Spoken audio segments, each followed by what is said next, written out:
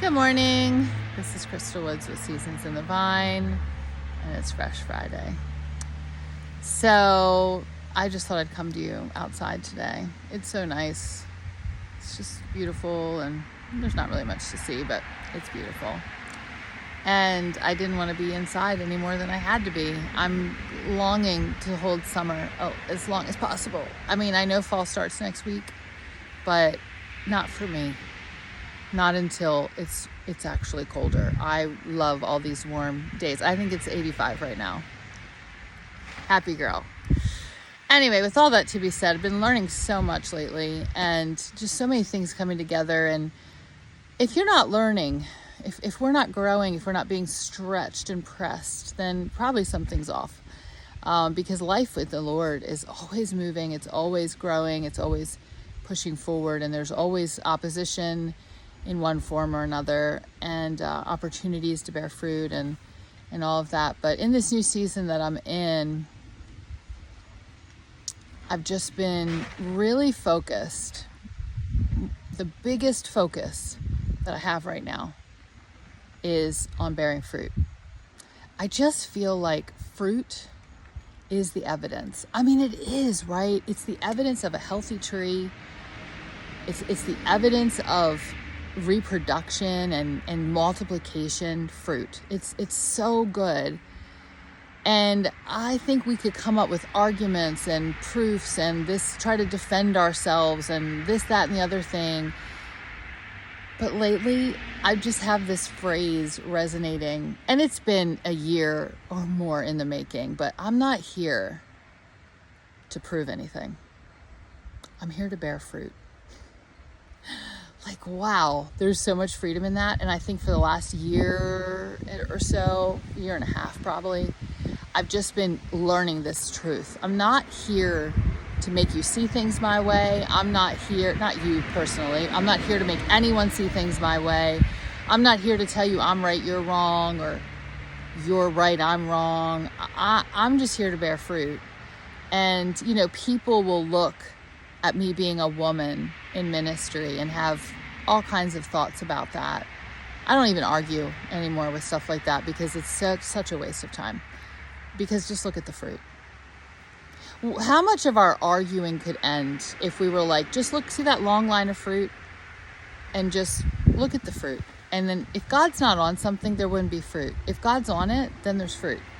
And what if we applied that to everything? What if we applied that to people that we see that are, I don't want to bring politics in, but in any position of leadership, what's the fruit? What are things looking like? How can we determine what this person really is or who they really are? Well, we should look at the fruit. How do I determine whether an argument or a position is accurate? Well, what's the fruit of it? What comes from that way of thinking? What comes from that argument? And so I was just thinking, I've had this written down in my Fresh Friday list for a while to talk about this idea of fruit bearing. But what if we measured things like God does, which is by fruit? By our fruit, we're going to be proven disciples. So it's like, I don't have to overthink a lot of things if I just look at the fruit and I just trace that line of fruit. In my life, are there things that I'm engaged in that are not fruitful? Then why am I doing them? Are there attitudes or behaviors or activities or whatever? What's the fruit? And if it's not good, what am I doing it for? But then I also had this thought when I was thinking about this Fresh Friday, where it said in my notes, I'm not here to prove anything. I'm not here to prove that I should be here or not be here or whatever. I'm not here to prove anything. I'm here to bear fruit. And if I focus on the fruit, I won't be so distracted or pulled into defending or getting upset or irritated or take things personal. I'm just here to bear fruit. But then, as I was thinking about that, this other thought came in, and I thought, what if we measure, by and large, wrong?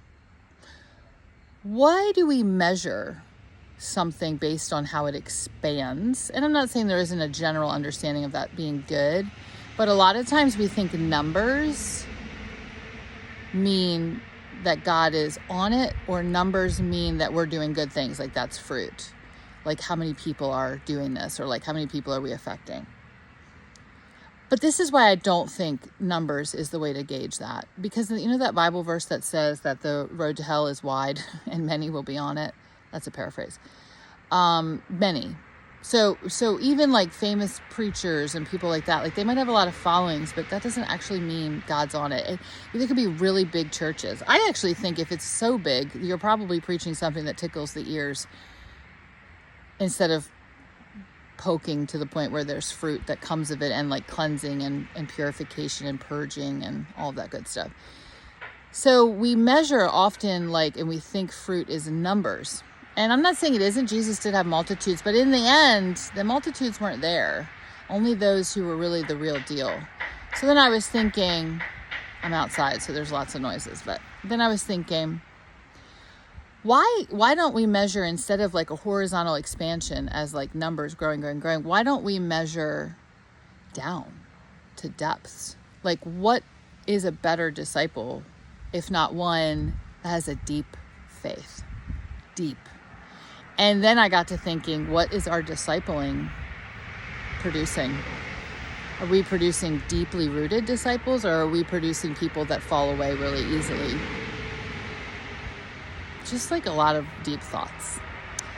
And I want to just propose that to you today. Like, perhaps we need to start measuring growth in depth and maturity and not numbers.